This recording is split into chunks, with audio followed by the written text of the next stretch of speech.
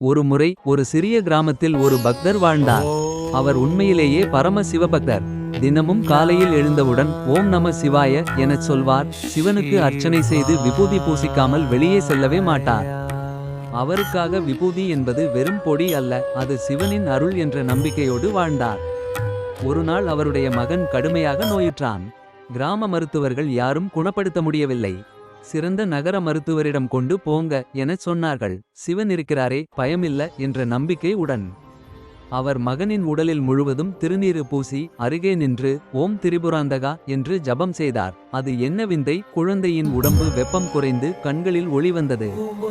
சில மணி நேரங்களில் குழந்தை முழுவதுமாக நலம் பெற்று விழித்துக் கொண்டது. இந்த நிகழ்வை பார்த்த கிராம மக்கள் அனைவரும் விபூதியின் மகிமையை உணர்ந்தனர்.